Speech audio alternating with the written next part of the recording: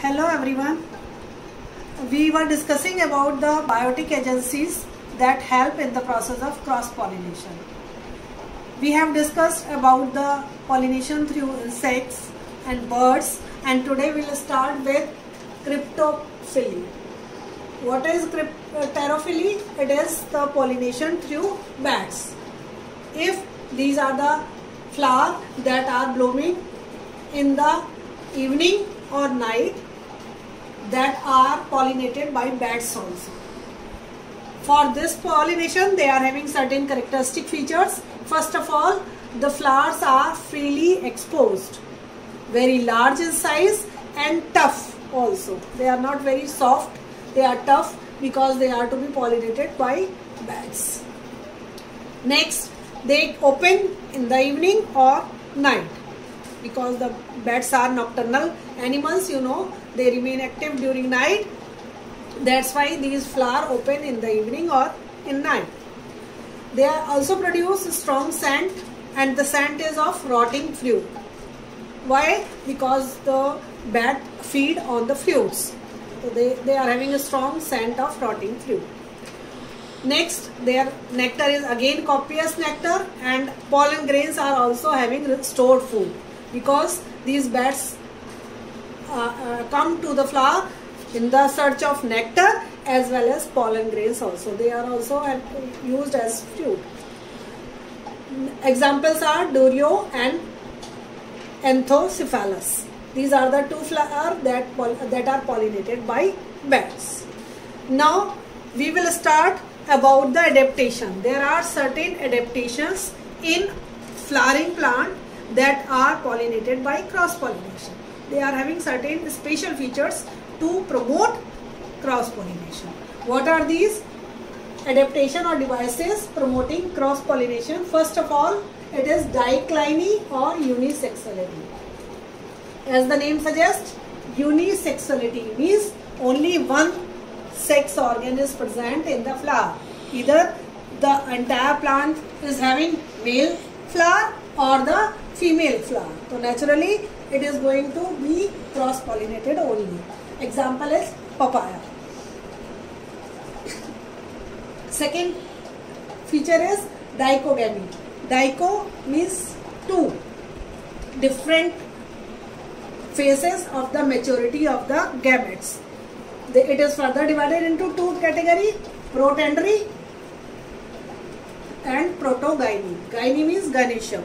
If the gynoecium is maturing first, earlier, as compared to the anther, the pollen grain, so that plant is known as, that characteristic is known as protogyny. It is helping in the cross-pollination. The stamen are not mature, the pollen grains are not mature, but the ovules are mature, protogyny. And another condition is known as protandry. Mature, here the anthers means pollen grains mature first, earlier, as compared to the flower is bisexual, having both of the sex organs, but either the pollen grain will mature first, then this case is known as protandry, as in sunflower, and we have discussed in the last session in salvia also. It also shows protandry. Here the pollen grain mature first and then the ovary matures.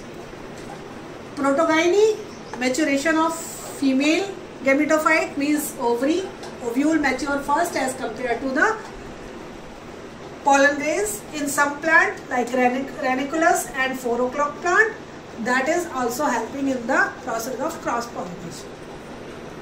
Next is separation of one sex.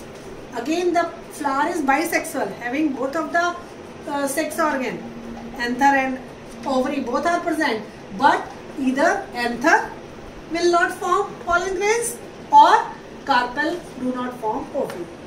In this way, it is only one at a time, only one gametes are produced, either male gamete or female gamete are produced. So it is also helping in cross-pollination.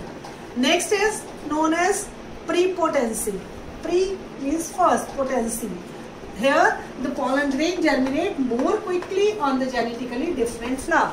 They will not germinate on the same flower because they are genetically similar, and they will germinate more quickly on genetically different flower. That is also helping in cross-pollination. Phenomenon is known as prepotency. Example are grapes and apples. Next point is method is self-sterility or incompatibility. Due to this reason, if the pollen grains are sticking on the same stigma, they will not germinate. It is due to mutual inhibition.